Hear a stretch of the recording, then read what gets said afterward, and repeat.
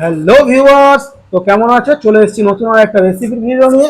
এই যে দেখতে পাচ্ছ, আজকের রেসিপি আম দিয়ে তেলাপিয়া মাছের পাতলা ঝোল।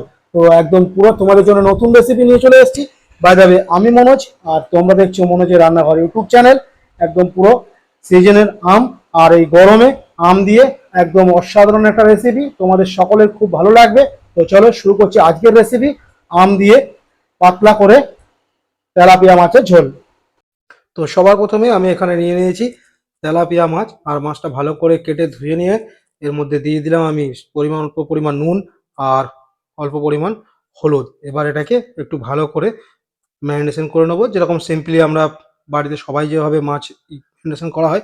তো এই যে দেখতে পাচ্ছ, নুন আর হলুদ দিয়ে ওই মাছটাকে একটু রেখে দেবো, তারপরে ভাজবো। তো চলো আমি সবজিগুলো এবার কেটে নিই। এখানে আমি ডাঁটা নিয়ে নিয়েছিলাম, তো ডাঁটা কাটা হয়ে গেছে। এবার দেখো, আলুগুলোকেও আমি লম্বা লম্বা করে কেটে নেব, যেভাবে মাছের ঝোল করা হয়। তো এইভাবে আলুগুলোকে আমি কেটে নিলাম। এবার কাটবো আমগুলো। তো চলো, আমটাকেও লম্বা লম্বা যেভাবে আমি কেটেছি আলু আর ডাঁটাটা, তো সেইভাবেই সবগুলোকে কেটে নেব। তো চলো, এই যে দেখতে পাচ্ছ, আমি ভেতরে যে কুশিটা থাকে সেটাকে ছাড়িয়ে ফেলে দিতে হলো। তো এবার এবার এরকমভাবে লম্বা লম্বা কেটে নেব। তো আমার আম কাটা কমপ্লিট। তো দেখতে পাচ্ছ, এবার কড়াই বসিয়ে দিয়েছি। এবার কড়াইয়ের মধ্যে আমি দিয়ে দিলাম তেল। তেল দিয়ে তেলটা গরম হয়ে যেতে একটু ভালো করে কড়াই ভিজিয়ে দেওয়ার পর, তো দেখতে পাচ্ছ এরকমভাবে একটা একটা করে মাছগুলোকে আমি ভেজে নেব একটু লাল লাল করে। তো যারা আমাকে চেনো না তাদেরকে বলে রাখি, আমি মনোজ।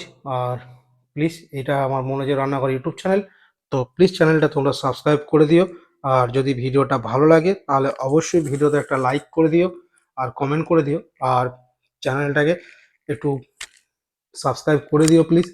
তো এই যে দেখতে পাচ্ছ, মাছ ভাজা কমপ্লিট হয়ে গেছে। আর ভিডিওটা প্লিজ শেয়ার করে দাও সবাইকে দেখার জন্য, কারণ গরমে এইভাবে হালকা করে ঝোল রান্না কীভাবে করবে দেখার জন্য। তো এবার কড়াই মাছ ভাজার কমপ্লিট হয়ে যাওয়ার পর ওর মধ্যে অল্প তেল দিয়ে আমি আলুগুলোকে একটু হালকা করে নাড়িয়ে চাড়িয়ে ভেজে নিলাম। এই যে দেখতে পাচ্ছ, এবার এর মধ্যে আমি দিয়ে দেবো যে অল্প পেঁয়াজ আমি কেটে নিয়েছিলাম, তো সেই অল্প পেঁয়াজটা আমি এর মধ্যে দিয়ে আবার একটু ভালো করে ভেজে নেব। এই যে দেখতে পাচ্ছ কত সুন্দর, এইভাবে হালকা করে, বেশি খুব ভাজবো না। তো হালকা করে ভেজে নেওয়ার পর এর মধ্যে আমি দিয়ে দিলাম 1.5 চামচ মতন আদা রসুনের পেস্ট। তো আদা রসুনের পেস্ট দিয়ে আমি এটাকে আবার কিছুক্ষণ একটু কষাবো। তো একটু ভালো করে হালকা করে নেড়ে চেড়ে নেবো। এই যে দেখো কত সুন্দর এখানে নিয়ে নিয়েছি। এবার আমি এখানে টমেটো আর কাঁচা লঙ্কা পেস্ট করে নিয়েছিলাম, তো সেটাকে এখানে দিয়ে দিলাম। এবং যে মিক্সি বাটিতে বেটেছিলাম, তো তার সেটা ধুয়ে অল্প করে জল আমি দিয়ে দিলাম। এবার জল দেওয়ার পর এটাকে আবার ভালো করে নেড়ে চেড়ে নেব।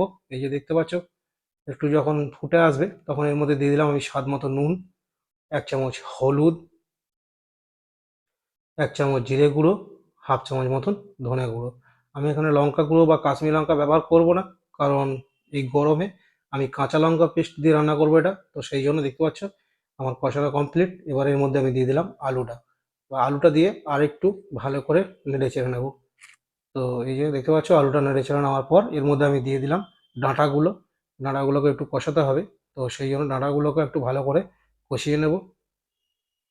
তো ডাঁটাগুলো আবার কষানো এখানে কমপ্লিট। এবার অল্প একটু জল দিয়ে আবার কষাবো। তো এখানে সামান্য পরিমাণ জল দিয়ে দিলাম।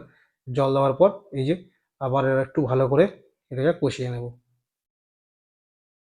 তো এইভাবে কষানো হয়ে গেছে। এই যে দেখতে পাচ্ছ কত সুন্দর কষানো কমপ্লিট, একদম পুরো ড্রাই ড্রাই হয়ে গেছে। এবার আমি পরিমাণ মতন জল দিয়ে এটাকে সেদ্ধ করতে দেব। তো চলো, এইরকমভাবে জল দিয়ে আমি সেদ্ধ করতে দেব। এখানে আমি তার আগে একটা ঢাকা দিয়ে দিলাম, যাতে সেদ্ধ হতে তাড়াতাড়ি হয়। এবার ঢাকনা খুলে দিলাম। এই যে দেখতে পাচ্ছ কত সুন্দর ফুটছে। তো চলো দেখা যাক একটা আলু সেদ্ধ হয়েছে কিনা, তোমাদেরকে দেখিয়ে দিই। এই যে দেখতে পাচ্ছ আলু কত সুন্দর সেদ্ধ হয়ে গেছে। তো চলো, এবার আমি এর মধ্যে দিয়ে দেবো আমগুলো, কারণ আমটা আগে দিলে কোনো সময় আলুগুলো সেদ্ধ হতে চায় না, তাই আমটা দেওয়ার পর আমি এখানে মাছগুলোকে দিয়ে দিলাম। তো আলু আর মাছ দেওয়ার পর এই যে দেখতে পাচ্ছ আমগুলো আর মাছটাকে সব দিয়ে এবার একটু ফোটাতে দেবো। তার আগে আমি এখানে আম আর টমেটো পেস্ট দিয়েছি, তো সেই জন্য টক হবে একটু, তো সেই জন্য একটু চিনি দিয়ে দিলাম। টক সবসময় একটু চিনি দেবেন। তো 2 মিনিট ফুটিয়ে নিলাম আবার, কারণ আমটা সেদ্ধ করার জন্য। তো এখানে আমার সব সেদ্ধ কমপ্লিট হয়ে গেছে, এই যে দেখতে পাচ্ছেন পুরো কমপ্লিট। আর গ্যাসটা বন্ধ করে দেবো। তার আগে আমি অল্প সামান্য একটু গরম মশলা, এই যে দেখতে পাচ্ছেন একদম জাস্ট সামান্য পরিমাণ গরম মশলা আমি এখানে অ্যাড করে দিলাম, যাতে টেস্টটা আরও ভালো হয়। তো কেমন হলো ভিডিওটা অবশ্যই জানাবেন। আজকের ভিডিওটা এই অবধি। তো যদি ভালো লাগে থাকে তো অবশ্যই চ্যানেলে নতুন হলে চ্যানেলটাকে সাবস্ক্রাইব করবেন, আর ভিডিওতে একটা লাইক দেবেন, আর ভিডিওটা অবশ্যই শেয়ার করে সবাইকে দেখার সুযোগ করে দিন। বাই দ্য ওয়ে, আমি মনোজ, আর আপনারা দেখছিলেন মনোজের রান্নাঘর ইউটিউব চ্যানেল। তো সবাই ভালো থাকুন, সুস্থ থাকুন, আর খেতে থাকুন, গরমে নিজের খেয়াল রাখুন।